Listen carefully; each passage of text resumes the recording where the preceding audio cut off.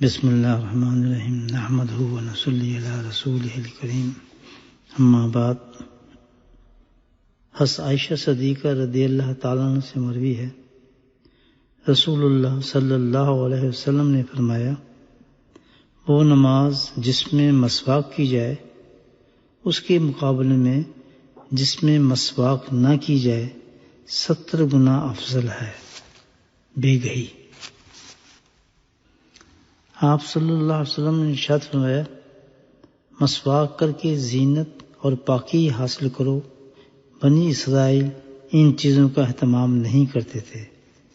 جامع صغیر۔ حضرت عائشہ صدیقہ رضی اللہ تعالیٰ فرماتی ہیں، حضور اقدس سرور عالم صلی اللہ علیہ وسلم کا آخری عمل مسواک تھا۔ میں نے عبد الرحمن سے مسواک لے کر آپ کو پیش کی اور آپ کی اجازت سے میں نے اپنے دانتوں سے چبا کر نرم کر کے پیش فرمائی۔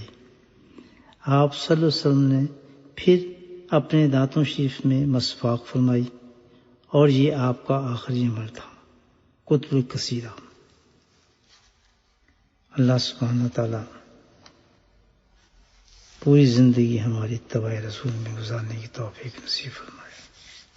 آمین۔